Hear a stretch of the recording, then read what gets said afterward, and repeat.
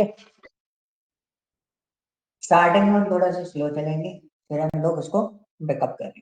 तो राउंड और round up में क्या होता है, तो इसमें अपन क्या कहते हैं, दीज आर व्हाट, फंक्शंस। ठीक है, ये हमारे क्या है, फंक्शंस है, और ये हमारा क्या है, डेटा है।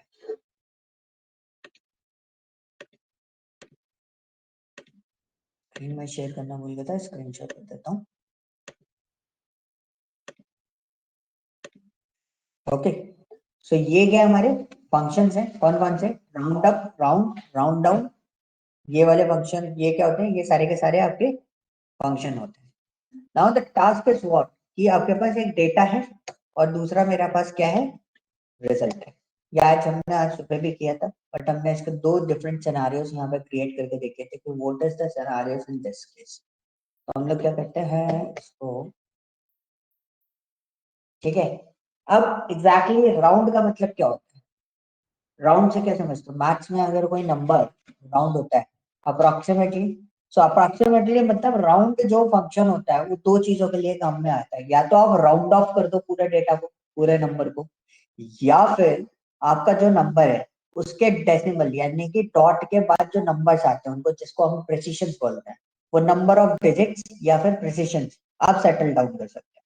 फॉर एग्जाम्पल आपके पास नंबर आया यहाँ पर राउंड में 23.5678, ठीक है, ये कितना बड़ा नंबर है, 4 डिजिट में जा रहा है लास्ट का प्रेसिशन।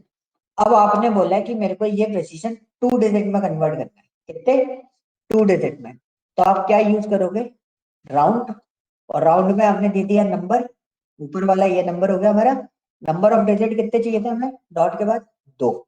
अब ना टास्क ये है कि 23.5678 as per the mathematics rule, इसका कॉन्सेप्ट क्या होता है, अगर 6 के ऊपर होगा, मतलब 5 या 5 के ऊपर अगर नंबर होता है तो वो एक बढ़ा देता है ना, और अगर उसके नीचे होता है तो नंबर उतना ही रहता है, उसमें कोई चेंजेस नहीं है, माइनस नहीं करेगा, उतना ही रहेगा। अगर मैंने लिखा 23.54444, अगर मैं 2 4 भी हटा दूं लास्ट के, 3 4 लगाए थे, 2 4 हटा दिए तो क्या बचा, 5 4, तो वो 5 4 ही रहे।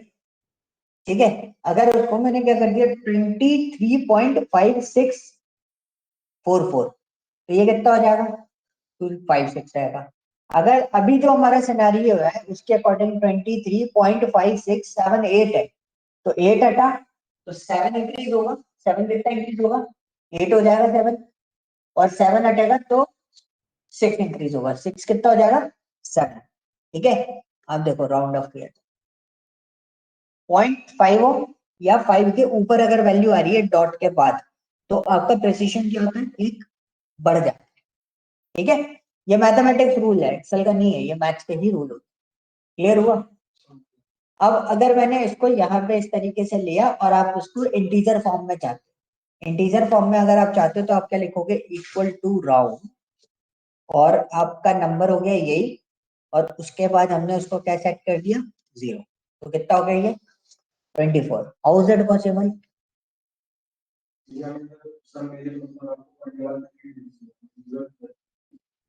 तो 23 तो नहीं आया, 24 आया इसका आंसर। वो इसलिए आया है, आप अगर इस पे देखोगे ना 5678 लिखा है, 8 गया, ठीक है, फिर 8 गया तो 7 का कितना हो जाएगा, 8, तो 7 हटाओगे तो कितना हो जाएगा 6 का, 7, 7 हटाओगे तो फिर 5 का क्या हो जाएगा 6, तो ये 5 से ऊपर है, तो हमने बोला था अगर 0.5 या 5 से ऊपर होता है तो उसको एक इंक्रीज कर दे। ओके, क्लियर, ये पॉइंट समझ में आया। अब राउंड डाउन की बात करते हैं। राउंड डाउन की कहानी बहुत सिंपल सी थी, हमने लिखा 44.0 सॉरी 99, 44.99। अब क्या है, इसका आउटपुट क्या होना चाहिए राउंड के हिसाब से, अगर 0 कर दूंगा तो 45। ठीक है, अब हमने यहाँ पे क्या यूज करा, हमने राउंड डाउन यूज किया, ये भी बाकी सारी चीजों में राउंड जैसे काम करता है, लेकिन इसमें हमको एक चीज ध्यान रखना है, अगर इसमें अगर आपने कोई नंबर लिया और इसको अगर 0 कर दिया तो इसका आउटपुट क्या आएगा, 44 आएगा। मतलब कितना भी एंड में डेटा हो उससे कोई फर्क नहीं पड़ता, इसमें राउंड वाला कॉन्सेप्ट बिल्कुल भी काम नहीं करेगा, ये उसको क्या दे देगा 44 दे देगा। ठीक है, तो इसमें दो सिनेरियोज हमने क्रिएट करे। यहाँ पे 99 की जगह मैंने कर दिया 01। ये तो बाय डिफॉल्ट आपका क्या है, बाय डिफॉल्ट आपका क्या है 44 ही रहेगा। 01 है तो मतलब बिल्कुल ही लो वैल्यू है। राउंड अप इसका थोड़ा सा इसका जस्ट अपोजिट होता है। राउंड अप इसका जस्ट अपोजिट मतलब अगर 44.01 आपने कर दिया, अब इसको कितना हो जाएगा 45, मतलब एक हमेशा बढ़ा के बताएगा। सो एक्सेल में जब हम इनके साथ में डिस्कस कर रहे थे तो हमने एक चीज देखी थी कि एक्सेल में जो है वो क्वार्टर नहीं होते, क्वार्टरली डेटा निकालते हैं, Q1, Q2, Q3, Q4, उसको हम जब रिप्रेजेंट करते हैं तो 1 2 3 4 के फॉर्मेट में रिप्रेजेंट करते हैं, तो हमारे पास क्वार्टर नहीं होते। वहां पर आप क्वार्टर जो बनाते हो वो राउंड के हेल्प से क्वार्टर डिजाइन कर सकते हो। ठीक है, रीजन सेंटर इट्स एन 45। अगर आपका 44.99 भी होता है तो क्या होगा ये, अगर इसका मैं राउंड अप करता हूँ तो कितना आएगा, वो 45 ही आएगा, इसमें तो कोई डाउट है ही नहीं। अगर ये राउंड में भी इसको अगर करते हैं 0 तो अभी 45। ओके, एक बार राउंड और तो देखो हम मैथ्स में बता देता हूँ मैं, पहले मैथ्स में समझ लो 34.5 लिखा हुआ है। इसको अगर मैं सिंगल डेसिमल पे लेना चाहूँ, मतलब एक डॉट के बाद एक नंबर, तो इसका आउटपुट कितना होना चाहिए 34.6। ये होगा इसका आउटपुट। क्यों होगा, क्योंकि इसका लास्ट वैल्यू क्या है 6 है। तो 6 जब हटाओगे तो मतलब एक इंक्रीमेंट करना है ना उससे पहले वाले नंबर में, उससे पहले वाले नंबर में आपने एक इंक्रीमेंट कर दिया, तो वो कितना हो गया 6 हो गया। 0.5 नहीं रहा, वो कितना हो गया 6 हो गया। अच्छा एक और नंबर देता हूँ 34.54, इसका आउटपुट क्या होगा सिंगल डेसिमल में 34.495। मैंने क्या बोला, अगर वैल्यू 0.5 रहती है 0.5, हाँ 0.5 हो या 0.5 के ऊपर जा रहा हो तो वैल्यू एक बढ़ जाती है, मतलब उसके पहले वाला नंबर एक बढ़ा दिया जाता है। अगर 0.5 के नीचे कुछ भी होगा तो नंबर में कोई भी चेंजेस नहीं करेंगे। तो देखो जब मैंने इसको सिंगल डेसिमल पे सेट करा, इसका लास्ट डिजिट क्या था 6 था, मुझे 6 हटाना था, तो इसका 5 का क्या हो जाएगा 6 हो जाएगा। और ये 34.6 बोला हमने इसको, और ये 34.54 है। तो 4 जो है वो 5 नहीं है, 5 से कम है ना, तो 4 हटाओगे आप तो आपके पास सिंगल डेसिमल वैल्यू कितनी बचेगी 5। ये मैं आपको टेस्ट भी करा देता हूँ इसका, यहाँ पे हम राउंड फंक्शन लगा देते हैं। ये डेटा उठाया कॉमा 1,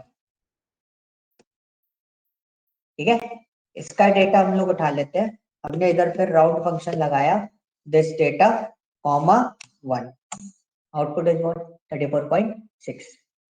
ठीक है, और देखना है एक और देख लेते हैं 35.8974, इसको 2 डेसिमल में कन्वर्ट करना है तो कितना आना चाहिए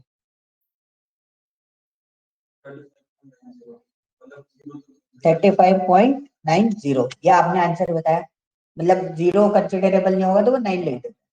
तो हम इसको यहाँ पे राउंड करके देखते हैं कि is your answer is correct और नॉट। 2 डेसिमल में चाहिए ना, अभी समझ में आया पोर्शन कैसे बढ़ाएगा। 4 वाले पे तुमने बढ़ाया नहीं, 7 वाले पे बढ़ाया होगा, 7 वाले पे बढ़ाया तो 9 की जगह क्या हो जाएगा 10, और 10 भी बढ़ाया तो उसका अपने इधर भी एक इंक्रीज कर दिया उसको। ठीक है, तो दिस इज अ पॉइंट कि आप इसमें किस तरीके से मैनेज कर सकते हो उसको।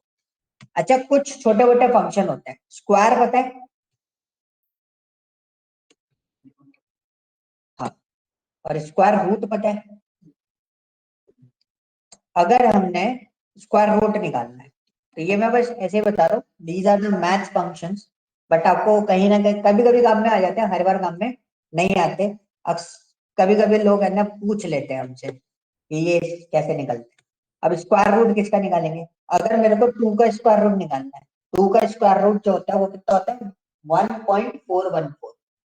ठीक है, तो 2 का स्क्वायर रूट कैसे निकालेंगे ना, हमने लिखा SQRT, this is a function, इसमें 2 डाला, एंटर कर दिया, देखो आ गया 1.414, 3 डेसिमल पे सेट करना, तो क्या करोगे आप, स्क्वायर रूट को आप किस में डाल दोगे, राउंड में, स्क्वायर रूट डाला हुआ है, कॉमा कितने डेसिमल पे सेट करना था हमें, 3 पे।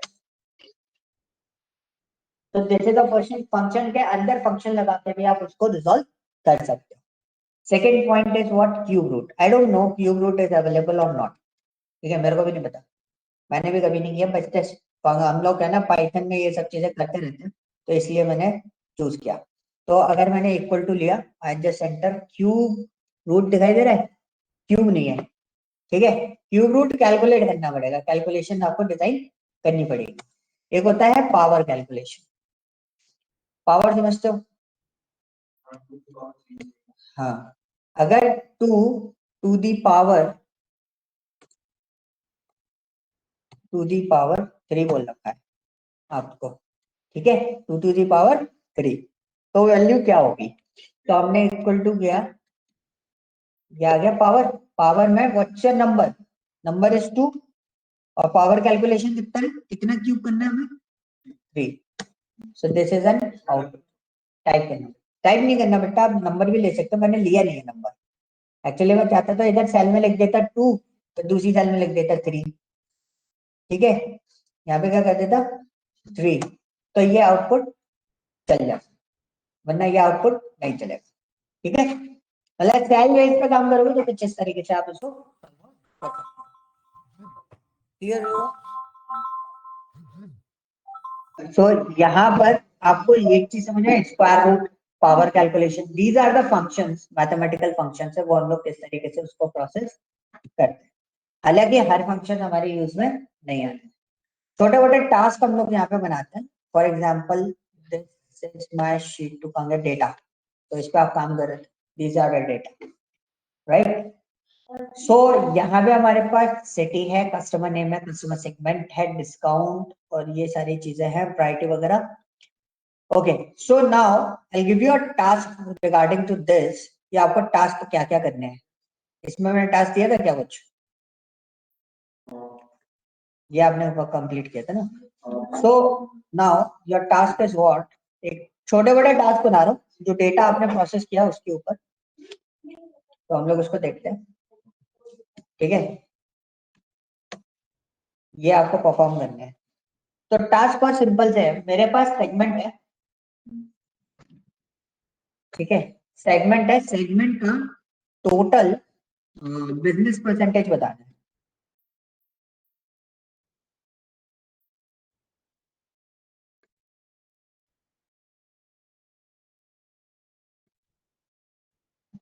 मैंने क्या बोला आपको, बिजनेस इन परसेंटेज, समझ में आया क्या बोलना चाह रहा हूँ मैं इसमें, मैं ये बोलना चाह रहा हूँ कि आपके पास सेगमेंट है टोटल कितने, 3, जस्ट थिंक अबाउट इट, चार जो भी 3 सेगमेंट मान लेता हूँ, ठीक है, कंज्यूमर है, होम ऑफिस है, क्योंकि हम एक डेटा प्रोसेस कर रहे थे, उनको इन लोगों को भी मैंने ऐसे टास्क किया था इससे पहले, तो उसमें हमारे पास 3 थे, home office, consumer and corporate, अब मेरे को इन तीनों का पार्टिसिपेशन बिजनेस चाहिए, पार्टिसिपेशन बिजनेस क्या होता है कि फॉर एग्जांपल कंज्यूमर ने, जैसे टोटल मेरा 100% बिजनेस हुआ, अब कंज्यूमर ने कितना बिजनेस, कितना परसेंट पार्टिसिपेशन किया, कितना बिजनेस गेन किया, आपका होम ऑफिस में कितना परसेंट हुआ है, सबसे ज्यादा बिजनेस किसके अंदर से आ रहा है, तो ये परसेंटेज आपको निकालना है, समझ में आया नहीं आया, तो बहुत सिंपल सा केस है, सपोज आपने 100% बिजनेस किया है, ठीक है, आपने बोला मैंने कंज्यूमर, कंज्यूमर जो है मेरे पास सेगमेंट, उसके अंदर मेरा 45% बिजनेस जो आया है वो किससे आया है, कंज्यूमर से आया है, रिमेनिंग कितना बचा, 55%, अब आपको किसी ने बोला कि कॉर्पोरेट से जो आप बिजनेस पिकअप करते हो एवरी ईयर, वो सिर्फ 15% बिजनेस आता है, it's not concern about the money, ये कंसर्न क्या है, कितना क्लाइंटल आपके पास कहाँ से है, तो आपका सबसे ज्यादा क्लाइंटल कहाँ से अभी, कंज्यूमर से, बाकी बचा हुआ क्लाइंटल 15% क्लाइंटल कहाँ से आपके पास, जो क्लाइंटल कॉर्पोरेट है, दिस इज योर परसेंटेज, अब आपने क्या बोला, होम सप्लाईज का जो कंज्यूमर आता है, होम ऑफिस होम सप्लाईज लिख दिया, उसको बाद में कर लेंगे, आपके इसमें जो होगा वो देखेंगे, ठीक है, 15 और 45 कितना हुआ? 60 बचा, रिमेनिंग कितना? 40% बिजनेस आप इधर से गेन कर। तो now the task is what, कि ये सारा डेटा आपका परसेंटेज में है। अगर मैं आपको एक छोटा सा सिनेरियो दिखा रहा हूँ, छोटा सा सिनेरियो मतलब मैं आपको एक छोटा सा रिप्रेजेंटेशन बता रहा हूँ जिससे आपको चीजें समझ में आए। This is your data. On that data basis, you can say that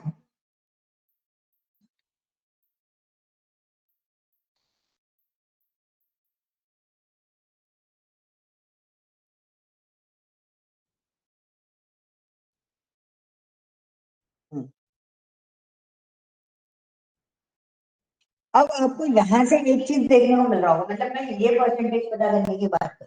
अब मैंने यहाँ पे क्या करा, मैंने यहाँ पे ये रैंडमली डाला, कोई कैलकुलेशन नहीं है।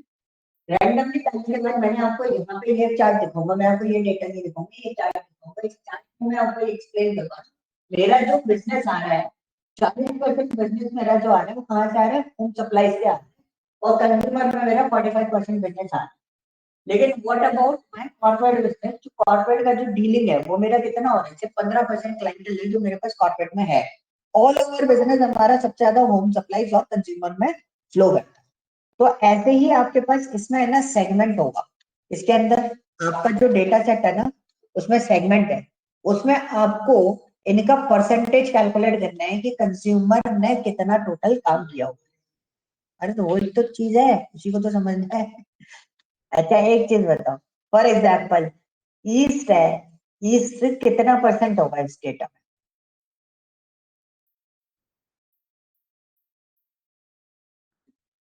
हाँ टोटल, रुको रुको मैं बताता हूँ।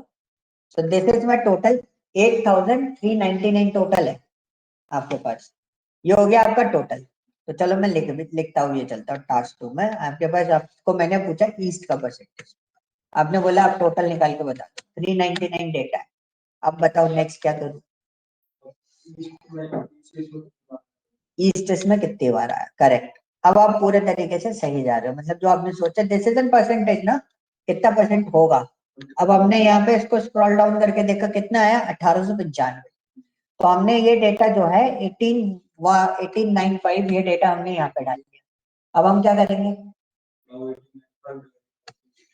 बस सिंपल सा ये कर दिया। सो इसको परसेंटेज में चेंज करेंगे 23%, और थोड़ा सा प्रिसाइज कर दें तो we just do one thing. तो मैंने क्या 22.56% आपका पूरा का पूरा जो बिजनेस है वो कौन से रीजन से आ रहा है? ईस्ट रीजन से आ रहा है। If I am talking about the west region, तो what we do, we are just going to this place.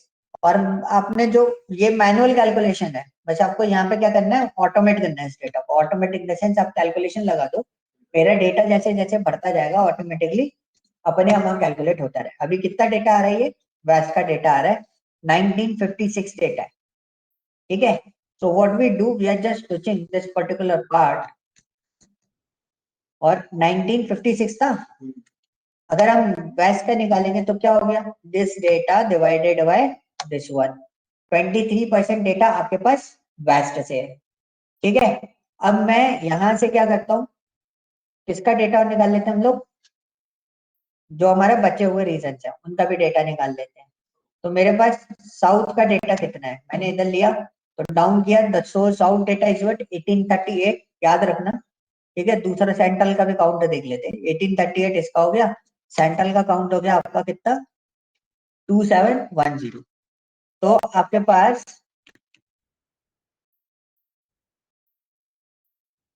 1838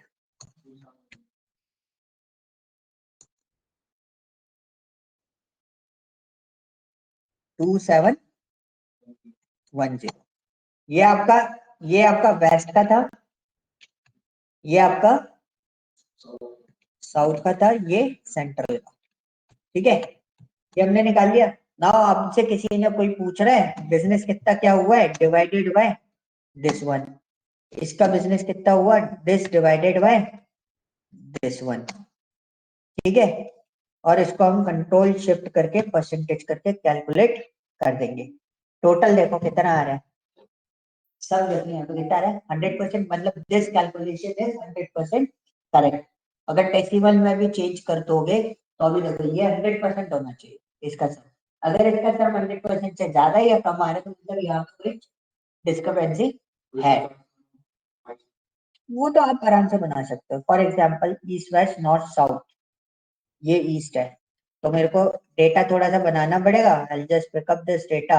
बनाने देखो चार्ट वार्ट तो मैं आपको बाद में बता दूंगा, ठीक है। क्या होता है फिर आप फोकस जो है वो पूरा चार्ट पे ले जाओगे। तो ये तो डेटा आ रहा है आपका, अभी चार्ट पे फोकस मत करना। हाँ मैं बता दूंगा। जिससे क्या होता, कई बार क्या होता है ना, दिक्कत ये होती है कि आप फिर फोकस करोगे यार चार्ट ही बना लेते हैं फटाफट हर चीज का। और मैं आपको बताऊंगा अभी, आप शुरू से आप चार्टिंग करते हुए चलोगे तो आपको आइडिया भी रहेगा। तो मैंने कुछ नहीं करा, मैंने ये डेटा बनाया सारा। अब मैं चार्ट बना लेता हूँ। मैंने क्या करा, ऑल टैब पर दबाया, चार्ट आ गया। डेटा सिलेक्ट करा था पहले, ठीक है। सिलेक्ट करने के बाद ऑल टैब बनवाया आ गया। मेरे को पाई चार्ट परसेंटेज में लेके जाना है ना, तो पाई चार्ट लिया कुछ इस तरीके से ले लिया, जो भी चाहो डोनट बना लिया। हमने डोनट अप्लाई कर दिया और इसमें यहाँ से ब्यूटिफिकेशन का डेटा आपको मिल जाता है। दीज आर द पार्ट जो भी आपको चाहिए आप इसको यूटिलाइज कर सकते हो। This is your data.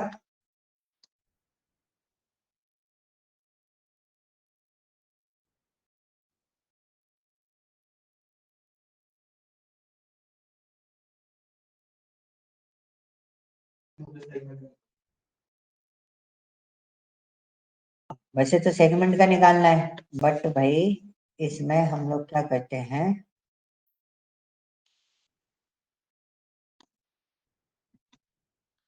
और इसको सिलेक्ट तो नहीं कर रहा तुम्हारा, ठीक है। तो ये देखो ये बन गया हमारा डेटा। परसेंटेज में देखा ना बाई डिफॉल्ट, कन्वर्ट करके पाई चार्ट में डाला। तो पाई चार्ट में डालने के बाद ये डेटा जो है वो बाई डिफॉल्ट आपका क्या हो गया, परसेंटेज में। ठीक है, कोई डाउट नहीं है। तो this is called what, calculation. इसको बोलते हैं बिजनेस कैलकुलेशन, कि किस तरीके से आप निकाल इसका। इसमें राउंड का यूज कर लेते हैं हम लोग। जैसे ये डेटा आ रहा है, this is your data. If you want to calculate in this is an percentage. जब तो मैंने डायरेक्ट लगाया है। अगर मेरा परसेंटेज ऐसे होता तो मैं क्या करता, फिर मैं राउंड लगाता। भाई परसेंटेज में चेंज करना है, 2 डेसिमल तक चला। तो बेसिकली क्या होता है ना, राउंड वगैरह हमने आपको सिखा दिया है। आपको राउंड वगैरह की जरूरत नहीं पड़ेगी, you can manage by this. हम लोग इधर से मैनेज कर लेते हैं, हमें राउंड वगैरह की जरूरत नहीं पड़ती। सो दिस इज अ पार्ट कि देखो एक्सेल में हर चीज के लिए पहले फंक्शंस थे, आज भी हैं, ऐसा नहीं है फंक्शन नहीं है। बट कुछ चीजें जो फंक्शंस में आपको टाइम लगता था, जैसे आप राउंड लिखने में टाइम लगा रहे हो, तो आपको डायरेक्ट एक्सेस दे दिया कि these are the regular manageable work. तो आप यहाँ से मैनेज कर सकते हो। तो हर चीज में आपको फंक्शन पे डिपेंडेंसी नहीं देगी, you can use this particular part, ठीक है। तो अपना काम रिड्यूस कैसे करना है वो आपको खुद प्लानिंग करनी पड़ती है। ओके, नाउ सेकेंड वन है ये बिजनेस परसेंटेज, समझ में आ गया। अगर मैंने आपसे पूछा कि फॉर एग्जांपल मेरे पास सेल्स है, मेरे पास प्रॉफिट है, ठीक है। Now what is my revenue, calculate sales and this one is your profit. Okay, I want revenue and just a minute. Suppose मेरे पास, मेरे को देखना है मेरे पास डेट है। नहीं, मेरे पास 4 ईयर है, 2015, 14, 13, 12। ये रहे ना ऑर्डर डेट। जो ऑर्डर डेट है वो हमारे लिए ईयर हो गए, क्योंकि इसी दिन ऑर्डर गए। तो अब मैंने आपको क्या बोला, I want revenue as per year.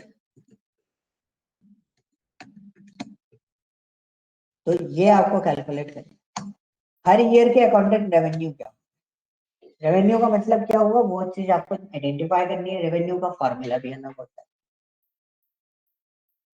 ठीक है। Year by year revenue growth क्या है, या year by year on year growth निकाल। These are the words. अगर ज्यादा अप लेवल लगे ना तो मेरे को बता देना, क्योंकि मैं पूरा बिजनेस फॉर्मेट में आ गया हूँ कि किस तरीके से बिजनेस कैलकुलेट होता है। तो we are calculating our business on year. नहीं नहीं, ये ईयर ऑन ईयर हाँ परसेंटेज में पड़ता है, ईयर ऑन ईयर। ये हर साल आपका ग्रोथ जो है वो कैसा चल रहा है, परसेंटेज। सो वाई जो वर्ड है ना, इसको याद रखना, whenever you are in the company, so ये वर्ड से आपको डेली बेसिस पे डील करना है। हाँ, ये टाइम इंटेलिजेंस फॉर्मेट्स होते हैं। Like for example year in year business कैसा है, क्वार्टर ऑन क्वार्टर बिजनेस कैसा है। मतलब Q1 में सपोज मैंने 10 रुपए का बिजनेस करा, Q2 में मैंने 50 रुपए का बिजनेस करा, तो Q1 से Q5 तक मेरा बिजनेस की ग्रोथ कितनी है, समझ में आया क्या? मतलब हाँ हाँ, तो इससे आपको क्या पता चलता है, that is your growth. Suppose आपने बोला मैंने, सेल्स का एनालिसिस होता है, सेल्स हो गई, एक होती है सेल्स की कॉल करके मैं बेच रहा हूँ, वो होता है सेल्स पर्सन, या वो होता है सेल्स वाला पर्सन। एक होती है सेल्स का एनालिटिकल टीम। एनालिटिकल टीम क्या करती है कि हम लोग बिजनेस कैलकुलेट करते हैं, हम लोग ये बताते हैं कि पिछले साल आपने 3,000 करोड़ का बिजनेस किया था, इस साल आपने 3,500 करोड़ का बिजनेस करा, तो पिछले साल से और इस साल में आपकी सिर्फ और सिर्फ 5% या 10% ग्रोथ हुई, जो कि बेकार। और समझ में आया, मतलब आप कितना परसेंट ग्रोथ करें, आपका इंक्रीमेंट कितना होना चाहिए। अगर मैंने बोला पिछले साल आप 1,00,000 रुपए कमाते थे, आज आप 1,10,000 रुपए कमाते हो, कितना परसेंट इंक्रीमेंट हुआ, 10%। तो दिस इज अ पोर्शन कि आपने ग्रोथ कितनी की, आपने सिर्फ पूरे साल काम करके जो इंक्रीमेंट आपके पास आया, मतलब आपकी जो ग्रोथ है वो 10% ग्रोथ कंपनी है। दिस इज द पॉइंट, आपकी सैलरी किस ग्रोथ बेसिस पे बढ़ रही है। एक पर्सन था जिसने 1,00,000 के 1,10,000 ले लिए सेम कंपनी ने, एक पर्सन ने 1,00,000 की जगह 1,50,000 रुपए ले लिए, उसकी 50% ग्रोथ हो गई, आपकी 10% ग्रोथ हुई। सो दिस इज अ पोर्शन की आप कंपनी स्विच कर रहे हो तो आपकी ग्रोथ ज्यादा अच्छी है, और कंपनी स्विच नहीं कर रहे तो आपकी ग्रोथ सस्टेनेबल है। दोनों जगह रिस्क फैक्टर्स अलग अलग। So these are the parts. How can we manage? How can we handle all these kind of things? आप इस तरीके से इन सब चीजों को बहुत इजीली मैनेज कर सकते हो। तो पहले आपको रेवेन्यू निकालना है। What is the formula of revenue, कैसे निकलता है? Profit minus cost, profit minus sales, कैसे निकलेगा रेवेन्यू? अच्छा चलो, विल डू वन थिंग,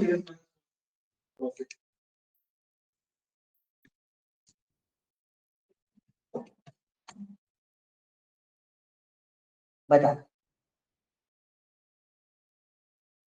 अच्छा मैंने तुम्हारे सामने फॉर्मूला बता दिया, अब बताओ मैं उसको कैसे कैलकुलेट करूँ।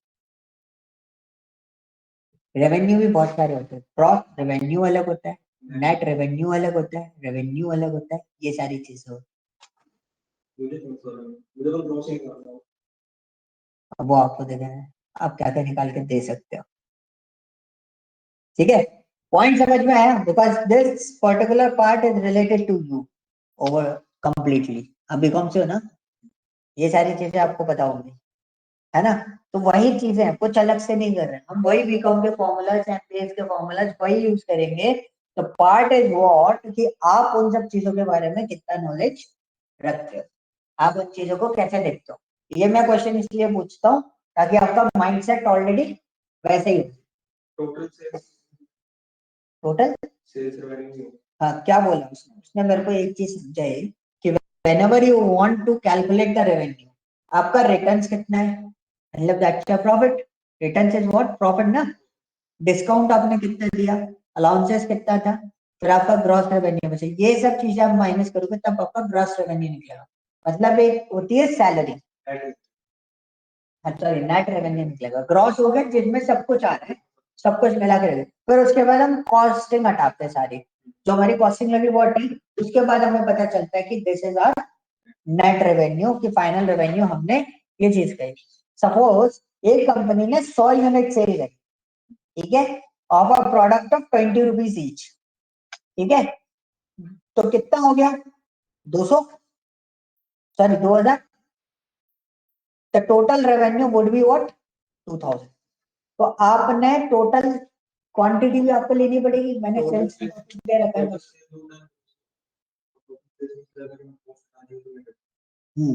अब if there was 100 in returns, discount and allowances, and the net revenue would be 2,000, so this is the क्या 1,900, मतलब 100 रुपए उसके डाउन हो गए। तो दिस इज अ पॉइंट कि आप किस तरीके से उसको कैलकुलेट कर सकते हो। निकालने के लिए आप डायरेक्टली निकालोगे, but this is a point, मैं आपको ये इसलिए दिखाना चाहता था सिर्फ इसकी वजह से। This website is help you to understand any type of case studies. So हमारा ओवरव्यू क्या है, हमारा रेवेन्यू क्या है, हमारा प्रॉफिट क्या है, की डिफरेंसेस क्या होते हैं। This website is very good website for understanding of the business, Investopedia. ठीक है, इसमें आपको सब कुछ समझ में आ जाएगा। What is a banking, what is a finance, ये सब चीजें क्या होती हैं, क्योंकि हमें काम ही इसी पे करना है। अभी तो आप एक्सेल सीख रहे हो, मैं एक्सेल से धीरे धीरे स्विच करा के इसमें ले जाऊंगा। वो पुराने वाले कॉन्सेप्ट खत्म कर दिए, पहले एक्सेल सिखाते थे, फिर हम पावर बीआई सिखाते थे, फिर अभी इससे पहले बैचेस में कर रहा था मैं, अब वो सब खत्म कर दिया। एक्सेल के साथ में आई स्टार्ट दिस वन, पर मैं सारे कोर्सेज पूरा कोर्स में ये चीज कराता था। कि पहले हम बाद में कराते थे, अब नहीं कराते, अब मैं साथ में चला। क्योंकि क्या होता है ना, उसमें हम भी बोर हो जाते हैं, इसमें हम भी बोर नहीं होंगे, हम भी बिजनेस कैलकुलेट कर रहे होंगे आपके साथ में बैठ के। तो आपको भी मजा आएगा कि yes we have some work like real time face, तो आपको ये सारी चीजें उसमें करनी पड़ेगी। ठीक है, so this is your sales, this is your profit, this is your revenue as per year, ये आपको कैलकुलेट करना है। ओके, अब ग्रॉस निकाल दो, कोई दिक्कत नहीं है, जल्दी निकल जाएगा ग्रॉस। ठीक है, तो आपके ऊपर है, आप जितना दे सकते हो उतनी अपनी साइड से पुश करने की कोशिश करें। अब हम लोग और चीजें देखते हैं, यहाँ पर हम लोग इसको और देखते हैं डेटा के अंदर और क्या हमारे पास अवेलेबल है। So we have suppose priority is there, okay, and product category is there. अब मेरे को मतलब मेरा पॉइंट ये है कि कौन सी कैटेगरी है मेरे पास, मतलब कोर कैटेगरी, यानी कि फर्नीचर की कौन सी कोर कैटेगरी है जिसमें मेरे पास क्रिटिकल ऑर्डर सब। हाँ, सब कैटेगरी, मतलब पेपर में सपोज, हाँ ये रहा ना सब कैटेगरी ये रहा। ठीक है, पेपर लिखा हुआ है, पेपर में मेरे क्रिटिकल ऑर्डर। तो आई जस्ट वांट कि अगर मेरे पास क्रिटिकल कैटेगरी वाले सब कैटेगरी कौन सी हो, तो होने को तो सारी हो सकती है, लेकिन सबसे ज्यादा हाई क्रिटिकल कैटेगरी कौन सी है, समझ में आया। मतलब अगर मेरे पास, अगर मैं चीज देखूं, मिठाई की बात करता हूँ, मैं ऐसे ओम स्वीट्स पे खड़ा हुआ था, तो आई am just looking for the, बहुत सारी मिठाइयाँ तो रखे रहता वो, बट उसने जैसे मेरे को वो छेने की मिठाई होती है ना, वो मुझे दी, उसने बोला कि सर इसको है ना 2 दिन 3 दिन 2 दिन रख सकते हो, उसके बाद आप है ना उसको खाना मत। उसने उसका डेडलाइन बताया। तो वहां पर क्या हुआ कि बहुत सारी मिठाई लगी हुई थी। So I am just looking for that कि अब वो कैसे बनाता हो। सिंपल सी चीज है, महंगी मिठाई भी है, उसको कितनी क्वांटिटी डे में बेचनी है, उसको भी पता है कि 2 दिन से ज्यादा ये मिठाई चलेगी नहीं। तो वो कैसे डिसाइड करता है कि ये मुझे 10 किलो बनानी है, 20 किलो बनानी है। तो उन्होंने क्या करा, उन्होंने प्रोडक्ट एनालिसिस करा हो। यस, और कौन से एरिया में, जोग्राफिकली कौन से एरिया में बेच रहे हैं, तो यहाँ पर आपके पास पूरा डेटा है। Now you have to analyze in this data. आपको सिंपल से एक छोटा सा काम करना है, क्या काम करना है, आपको थोड़ा सा कॉम्प्लिकेटेड वर्क दे रहा हूँ बट ट्राई करना, आपको मैं एक थिंकिंग दे रहा हूँ, आप उस पर सोचना कि आपके पास प्रोडक्ट कैटेगरी है, क्रिटिकल कैटेगरी कौन से प्रोडक्ट के, प्रोडक्ट सब कैटेगरी में जा रही है, और कौन से एरियाज में, सेंट्रल रीजन में, ईस्ट रीजन में, कौन से रीजन में। तो वहां से आपको पता चलेगा कौन सी स्टेट में है, फिर वहां से आपको पता चलेगा कौन सी सिटी में। ठीक है, क्योंकि इसमें सिटी भी है, हालांकि सिटी इतना इंपॉर्टेंट नहीं है, हम स्टेट पता कर सकते हो इसमें कि इस स्टेट में ये पर्टिकुलर प्रोडक्ट है, और इसमें इस सेगमेंट में सबसे ज्यादा क्रिटिकल कस्टमर हमारे पास अवेलेबल है। ठीक है, तो पॉइंट समझ में आया क्या बोलना चाह रहा हूँ, क्रिटिकल कस्टमर नहीं है क्या। आप पहले किसी का भी निकाल लो, जैसे प्रोडक्ट कैटेगरी का निकाल लिया या सेगमेंट का निकाल लिया, कंज्यूमर, कॉर्पोरेट और होम ऑफिस है, इसका क्रिटिकल कैटेगरी है, तीनों में से किसका हो सकता है, चलो एक मैं निकाल के आपको बता देता हूँ। सपोज मेरे पास डेटा है, क्रिटिकल कैटेगरी हम लोग निकाल लें, दिस इज कल critical, okay, this is my data, consumer, corporate, नहीं दोनों, चलो इन दोनों को कंपेयर करते हैं। ठीक है, इसका मेरे को क्या निकालना है, परसेंटेज। तो पहली चीज तो मैं डायरेक्ट कैलकुलेट कर रहा हूँ, मैं फंक्शन नहीं लगा रहा। ठीक है, अब मैंने क्या करा, मैंने पहले तो इसको कंज्यूमर में सेलेक्ट कर लेना है। क्या नहीं, मैं तो अभी मैनुअली निकालू, वरना मैं फॉर्मूला लगाता सीधा उसको डायरेक्टली कैलकुलेट कर लेता। अब हमने क्या करा उसका, कहाँ गया, ऑर्डर प्रायोरिटी। पहले तो इसमें टोटल डेटा कितना है पहले ये निकाल लेते हैं, पूरा डेटा, क्योंकि कंज्यूमर में टोटल डेटा कितना है, ट्रिपल फोर। अब मेरे पास क्रिटिकल डेटा कितना है,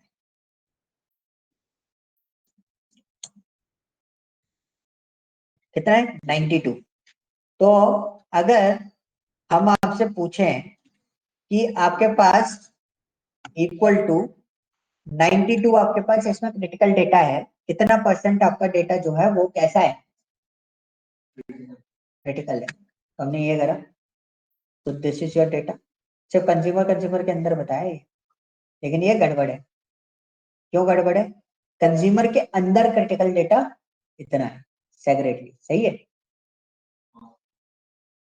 फिर हम जाएंगे किसमें, कॉर्पोरेट के अंदर। हाँ सही है, तुम सही बोल रहे हो, कॉर्पोरेट के अंदर। तो अब भी मैं क्या करूंगा, इसका फिल्टर हटा दूंगा।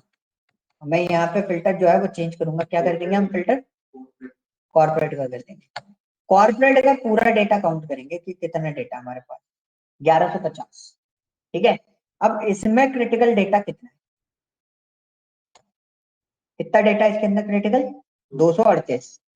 तो व्हाट वी डू, हाँ 238 डिवाइडेड बाय 1150, इसको निकाला। तो अगर हम इसका क्रिटिकलिटी चेक करेंगे, तो अभी तो हम ऐसे तो नहीं देख सकते कि इतना ही है। एक काम करते हैं, 20 20 कितना परसेंट हो गई, 41%। मतलब अगर हम टेक्नोलॉजी या सॉरी होम ऑफिस का देखें, होम ऑफिस में कितना डेटा हमारे पास है, तो हम फिर से जाते हैं, एक और डेटा ही चेंज करना है हमें, चेंज कर लेते हैं। ऑर्डर प्रायोरिटी हमने फिल्टर हटाया, इसके बाद हमें किसको लेना है, होम ऑफिस को लेना है। तो होम ऑफिस में हमें पता चल जाएगा कितना है, 667।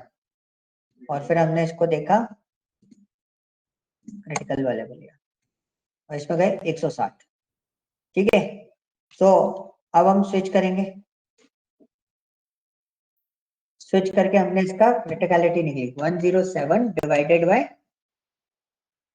657, आई थिंक ये था 657 समथिंग था। तो ये डेटा निकल आया, उसको भी परसेंटेज में चेंज किया, तो कोई दिक्कत नहीं है, अभी क्रॉस वेरीफाई कर लेते, कितना आ रहा था 657, है ना। इसको फिल्टर हटा के चेक कर लेते ना, वो कितना था, 667, 10 और बढ़ाना था। ठीक है। और इधर आता है, इसको हम बढ़ा देते हैं ना, कुछ नहीं आ रहा है, कितना आने करना है, देखो वैल्यू अभी भी ऑलमोस्ट वही है, ज्यादा कुछ चेंजेस नहीं है। अब हम यहाँ पे डालते हैं स्मॉल बिजनेस, कर लेते हैं। हाँ, पॉइंट, लास्ट ऑप्शन समझ गए ना। अगर मैं सम यहाँ पे करूंगा, तो टोटल में 50 अभी 57 हुआ है। हाँ, उसको माइनस कर देंगे, माइनस तो कर देंगे, बट हम क्या वो बोल रहे हैं, हम तो कैलकुलेट करने की कोशिश कर रहे हैं ना पूरा एज इट इज। हम पहले कैलकुलेट करेंगे एक एक चीज, क्योंकि हमें क्रॉस वेरीफाई भी करना है, इसलिए मैं कैलकुलेट कर रहा हूँ, अदरवाइज तो मैं माइनस करके डायरेक्ट निकाल लेता। तो 449 हो गया।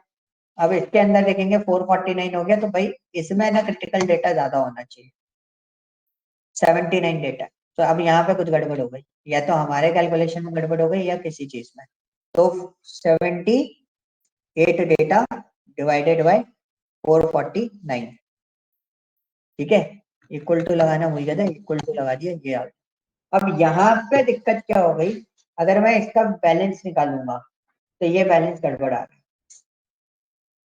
74%। मतलब आपके पास कितना डेटा और नहीं है, 26% डेटा ऐसा है जो इसमें अवेलेबल नहीं हो रहा है। या ऐसा क्या चीज है जो हमारे को अवेलेबल नहीं हो रहा, 5 चीजें, 4 चीजें इसमें अवेलेबल है। तो यहाँ पे कुछ गड़बड़ हुई है, कितना क्रिटिकल डेटा हमारा पॉइंट पे जा रहा है, तो हमें यहाँ पे चेक करना पड़ेगा।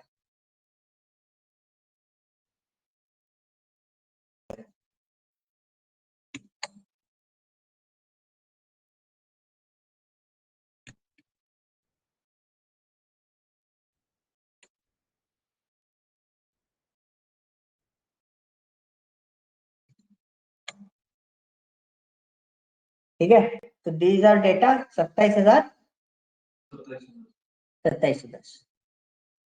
अब पता है क्यों गड़बड़ आया डेटा, यहाँ पे कहीं फिल्टर लगाओ, क्योंकि टोटल डेटा कितना अपना,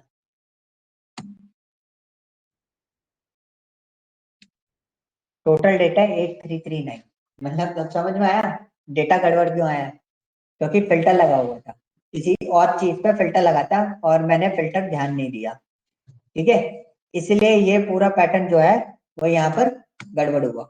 सो दिस इज द पॉइंट, क्योंकि देखो अब हमें एक और चीज पता चली कि भाई हमने कैलकुलेट नहीं करा, हाँ अब देखो ना, ये हो गया कंज्यूमर का अकाउंट, अब कंज्यूमर का अकाउंट चेंज हो जाएगा, कितना हो गया 1650 के आसपास, 1649। तो अब हम इसमें क्या करते हैं, ये डेटा हो गया, ये कितना है हमारा 16 अब हमें उसका किसका काउंट चाहिए, order priority, so order priority is what, critical, critical check कर लेते हैं कितना है 310, 192 की जगह कितना हो गया 310, टोटल चेंज हो गया 18% हो गया, ऐसे हम इसका भी चेक करेंगे, ऐसे हम इसका भी चेक करेंगे, ऐसे हम तो देखो एक छोटा सा हमारा सिस्टम फंसा हुआ था, उस चक्कर में हमारा ये पूरा कैलकुलेशन गड़बड़ हुआ, ऊपर लगा हुआ था ना एरो दिखाई दे रहा था, वो मेरे को कैसे पता चला, फिल्टर लगा, जब मैंने इसको इस तरीके से काउंट किया, जैसे मैंने इसका फिल्टर लिया और मैंने इसको हटा दिया, मैं इसको काउंट कर रहा था तो कितना आ रहा था 1650 आ, तो मेरे को डेटा का टोटल काउंट पहले पता, जब भी काउंट कर रहे होते हैं we are looking for the data, तो हमें डेटा काउंट बताते हैं 8399, क्योंकि हम बहुत पहले से काम कर रहे हैं, इसलिए हमें यहाँ पे डाउट हुआ कि भाई हो सकता है जब हमारा 2700 डेटा आ रहा है, 27,000 डेटा आ रहा था 27,000, तो हमें समझ में आ गया यहाँ पे कुछ गड़बड़ है, सॉरी 2700 डेटा आ रहा है, तो हमें वहां पर पता चल गया यहाँ पे काउंट में गड़बड़ हुआ है, वो ज्यादा आना चाहिए, क्यों ज्यादा आना चाहिए, कम आएगा ना,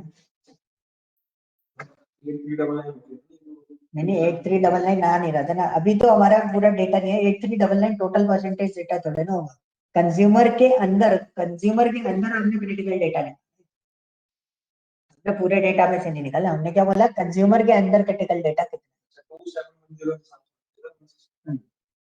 हाँ, तो अब यहाँ पे ये गड़बड़ हुई थी, हमें यहाँ से पता चल गया ये कहीं ना कहीं यहाँ पर फिल्टर लगा हुआ है, तो हम फिल्टर ढूंढते उससे बेटर हमने क्या करा, फिल्टर ही हटा, और फिल्टर हटा के टोटल काउंट पहले चेक करा कि अब सही है, ठीक है, कंट्रोल शिफ्ट एल लगाने के लिए, कंट्रोल शिफ्ट एल करोगे तो आप इस फिल्टर को लगा सकते हो और हटा भी सकते हो, कोई डाउट।